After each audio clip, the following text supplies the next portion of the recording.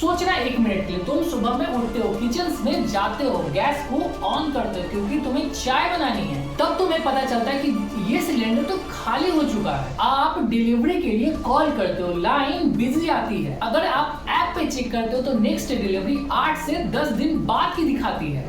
ये कोई 2047 की कहानी नहीं है, ये कहानी है मार्च 2026 की कहानी। एक हफ्ते में क्रूड ऑयल का प्राइस $80 से उठ के $120 पर बैरल हो गया है। एलपीजी सिलेंडर 60 रुपीज महंगा हो गई है। होटल्स के लिए गैस सप्लाई यानी कॉमर्शियल गैस सप्लाई 10% रह गई है। बेंगलुरु में स्ट्रेट ऑफ हार्मोज, दुनिया का सबसे इम्पोर्टेंट ऑयल रूट है, वो बंद हो गया है। और ये सब इसलिए हुआ क्योंकि एक वॉर छिड़ी है जिसमें इंडिया का कोई सीधा रोल ही नहीं है। आज की इस वीडियो में मैं आपको पूरी पिक्चर दिखाऊंगा और बताऊंगा कि क्या हो रहा है एक्चुअली में, सिर्फ पैनिक या फिर फैक्ट। इंडिया की एनर्जी का पूरा स्ट्रक्चर कैसे काम करता है, जिसमें बस एक छेद आया तो सब हलचल हो गई। आपकी रोज की जिंदगी पर क्या असर पड़ेगा, गैस, पेट्रोल, सब्जी, दाल, सब कुछ। उसके बाद हम फ्यूचर सिनेरियोज पे बात करेंगे कि अगर ये वॉर जल्दी खत्म हुई तो क्या हो सकता है, या फिर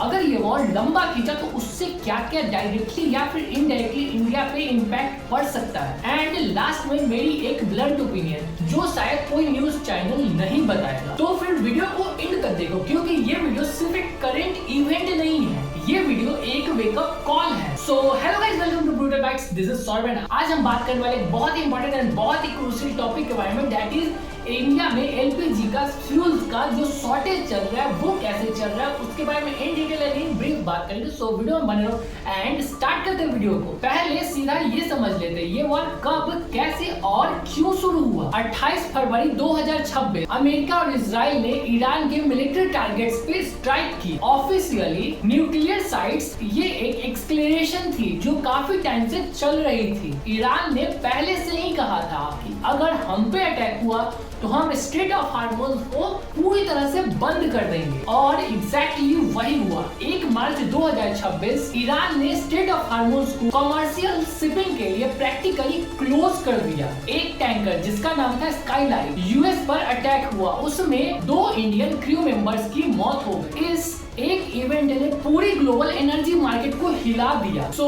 अब ये जानते कि स्ट्रेट ऑफ हार्मोज है क्या। ये एक पानी की पतली धारी है, सिर्फ 33 किलोमीटर वाइड, जो पर्शियन गल्फ और अरब सी को जोड़ता है। इससे कुछ चीजें रोज गुजरती है, चलिए उसको जानते हैं। दुनिया का 20 से 30% क्रूड ऑयल, इंडिया का 50% क्रूड ऑयल इंपोर्ट, इंडिया का 60% एलएनजी इंपोर्ट, इंडिया का 90% एलपीजी इंपोर्ट। एक वॉर, पूरी चेक और पूरी दुनिया का एनर्जी सप्लाई इसके ऊपर टिकी है। इसको समझना होगा क्योंकि यही सारी प्रॉब्लम की रूट कॉज है। तो इसमें ईरान का क्या लॉजिक हो सकता है। ईरान एक अजीब पोजीशंस में है, वो सीधा अमेरिका या फिर इजराइल से लड़ नहीं सकता, मिलिट्री पावर्स का कंपैरिजन ही नहीं है, तो फिर उसका वेपन है इकोनॉमिक लीवरेज। अगर हम हार्मोन्स को बंद कर दिए तो दुनिया की जीडीपी डायरेक्टली हिट होगी और अमेरिका पर प्रेशर आएगा कि वो वॉर को बंद करे। ये ईरान का ब्रिंगिंग चिप है एंड अभी तक वो काम कर रहा है। यहाँ से हम इंडिया की बात करते हैं स्पेशली। पहले ये क्लियर कर लेते हैं कि इंडिया कितना ऑयल इंपोर्ट करता है। इंडिया क्रूड ऑयल की जरूरत का 88% इंपोर्ट करता है। हम दुनिया के 3rd लार्जेस्ट इंपोर्टर्स हैं,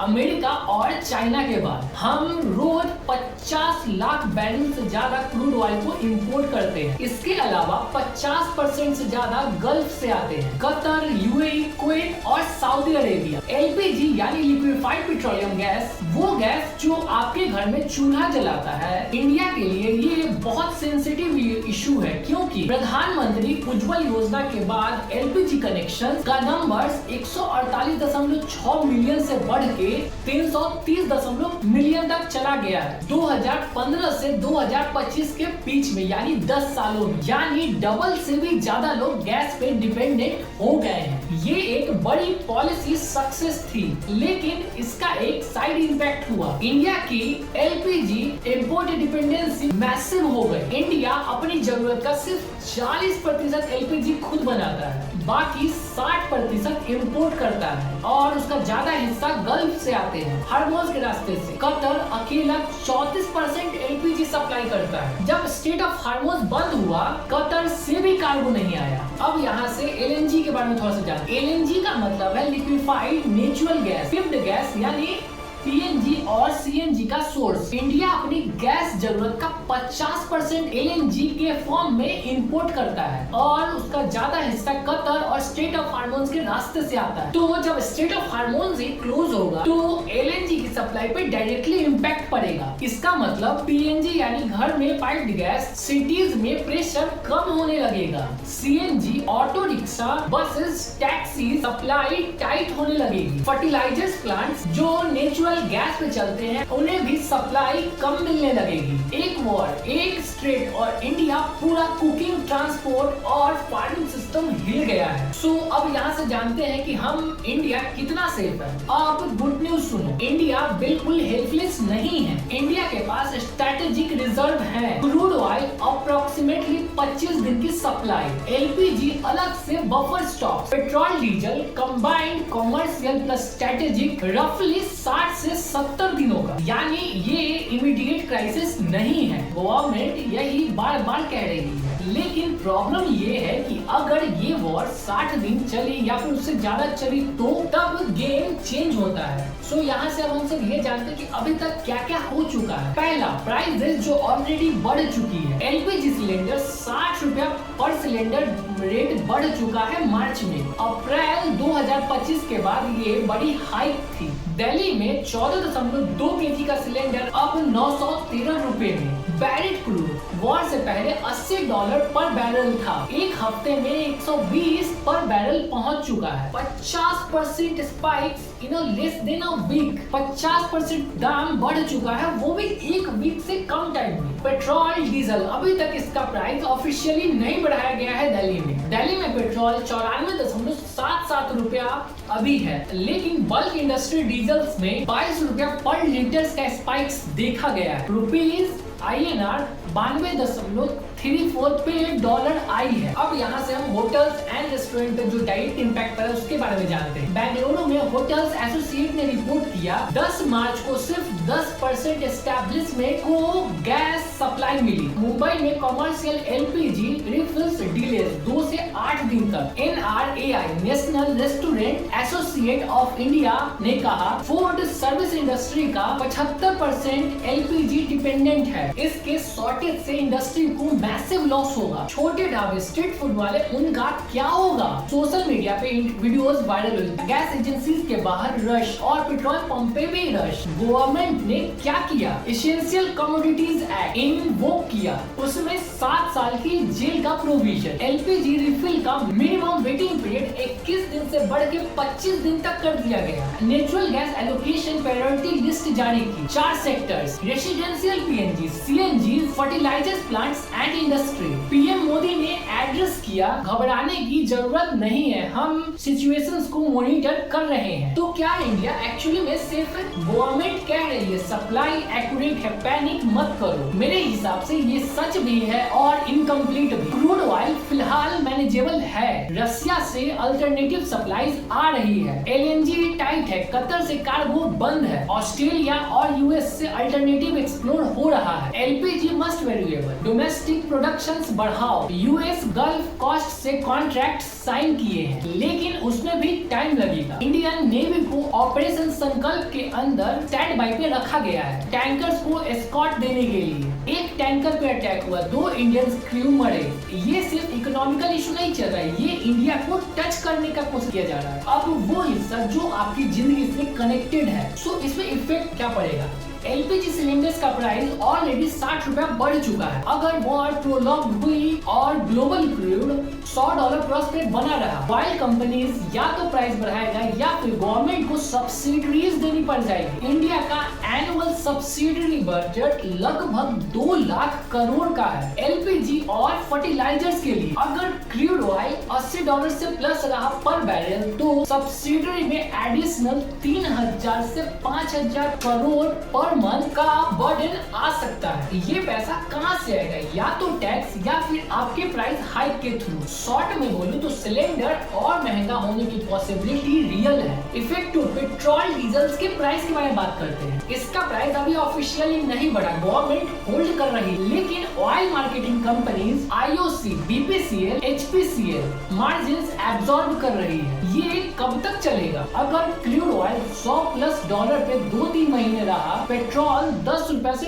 15 रुपए तक पर लीटर बढ़ सकता है। मेजर सिटीज में डीजल और भी इम्पोर्टेंट है, सब्जी और ग्रोसरीज और महंगे होंगे। ये पॉइंट सब लोग मिस कर रहे हैं, लेकिन इसका डायरेक्ट कनेक्शन समझो। डीजल जब ट्रक्स में जाता है तब ट्रक सब्जी को एक जगह से लेकर दूसरी जगह जाती है, यानी सब्जी मंडी में। तब आप गाड़ी में तेल या डीजल भरवा के गाड़ी से सब्जी को लाते हो। इंडिया का पूरा food supply chain diesel powered cars पे, ट्रक्स पे चलता है। अगर डीजल 10 रुपए बढ़ा तो ट्रांसपोर्टेशन कॉस्ट भी बढ़ेगा, फार्मर्स मशीनरी का कॉस्ट भी बढ़ेगा, सिंचाई के पंप्स, ट्रैक्टर्स, फर्टिलाइजर्स प्लांट्स जो नेचुरल गैस से चलता है उसका कॉस्ट बढ़ा तो फर्टिलाइजर्स महंगा। तो अगर क्रॉप प्रोडक्शन का प्राइस बढ़ेगा तो फूड का भी प्राइस बढ़ेगा। एक एस्टिमेट की माने तो डीजल में अगर 10 रुपए की हाइक होती है तो फिर ग्रोसरी प्राइस में 5 से 15 रुपए पर केजी के हिसाब से हाइक होगा 4 से 6 हफ्तों में। ये सिर्फ फ्यूल का इशू नहीं है, ये आपके थाली तक पहुंचने वाले खाने का भी इशू है। अब यहाँ से हम CNG व्हीकल्स गाड़ी पे भी बात करते हैं। बहुत से लोग CNG व्हीकल्स का यूज करते हैं और ये LNG सप्लाई क्राइसिस से डायरेक्टली हिट हो सकता है। CNG प्राइसेस कम हुआ तो auto rickshaw, cabs fair increase होगा, यानी दाम बढ़ेंगे उनके। BEST DTC बसेस का ऑपरेशन कॉस्ट बढ़ेगा। Private CNG cars owners alternative fuels के तरफ बढ़ेंगे। अब हम बात करते हैं कि इसका इफेक्ट EMI या फिर इंटरेस्ट पे कैसे पड़ेगा। ये सबसे अंडररेटेड इम्पैक्ट है। इन्फ्लेशन बढ़ा, RBI को टिकेन करना पड़ेगा। इंटरेस्ट रेट या तो नहीं गिरेगी या फिर बढ़ सकती है। आपका होम लोन, कार लोन और पर्सनल लोन EMI या तो वही रहेगी या फिर थोड़ी सी बढ़ सकती है। एक क्रूड ऑयल शॉप आपके घर के बजट का एस्टिमेटेड 4000 से 8000 रुपया पर मंथ का साइलेंटली एडिशन कर सकती है 6 महीनों में बिना एक भी सैलरी हाइक के। जब क्रूड महंगा होता है तो इंडिया को 4 से ज्यादा डॉलर्स चाहिए उसे इंपोर्ट करने के। वीक रुपीज का मतलब है इंपोर्टेड लैपटॉप्स, मोबाइल्स और महंगे होंगे। इम्पोर्टेड मेडिसिन का कॉस्ट बढ़ेगा। विदेश में पढ़ रहे स्टूडेंट्स के पेरेंट्स का बर्डन बढ़ेगा। तो अब जानते हैं कि गल्फ में काम करने वाले इंडियंस का क्या हाल हो सकता है। इंडिया के 91 लाख लोग GCC कंट्रीज में UAE, Saudi, Qatar, Kuwait, Oman और बहरीन में काम करते हैं। ये लोग $50 बिलियन एनुअल भेजते हैं। अगर वॉर प्रोलॉन्ग्ड हुई और रीजन्स अनस्टेबल हुआ, जॉब सेफ्टी और वहाँ पे रहने वाले लोगों सब पे रिस्क आ सकता है। ये डायरेक्टली उन करोड़ फैमिली को इफेक्ट करेगा जिनका घर का खर्च गल्फ में काम करने से चलता है। सो अब यहाँ से हम ये जानते हैं गवर्नमेंट क्या कर रही है। इंडिया बिल्कुल हाथ पे हाथ रख के नहीं बैठा हुआ है, कुछ इंपॉर्टेंट स्टेप्स लिए गए हैं। Alternative supply source Russia India का 0.2% क्रूड ऑयल पहले देता था 2022 में। अब ये शेयर्स ड्रामेटिकली बढ़ गई है। रशिया यूक्रेन वॉर के बाद इंडिया ने रशिया डिस्काउंटेड क्रूड ऑयल लेना शुरू किया, लेकिन ईरान वॉर के बाद रशियन क्रूड URALS डिस्काउंट से प्रीमियम पे चला गया, क्योंकि सब लोग इसे खरीदना चाहते हैं। US ट्रेजरी ने 30 दिन वेवर दिया ताकि Indian refiners already at sea Russian crude खरीद सके। US gulf coast Indian PSU oil companies ने US गल्फ कोस्ट से 22 लाख टन LPG एक साल का कॉन्ट्रैक्ट साइन किया था। शिपमेंट 2026 जनवरी से स्टार्ट हो गई थी। ऑस्ट्रेलिया ने एक्स्ट्रा गैस सप्लाई ऑफर की कतर की जगह लेने के लिए। Canada strategically energy partnership sign की 2.6 बिलियन यूरेनियम सप्लाई डील्स। और कनाडा से इंडिया का पहले लॉन्ग टर्म LPG अरेंजमेंट्स हो रहा है। रिफाइनरीज को LPG प्रोडक्शन मैक्सिमाइज करने का ऑर्डर्स दिया। Essential commodity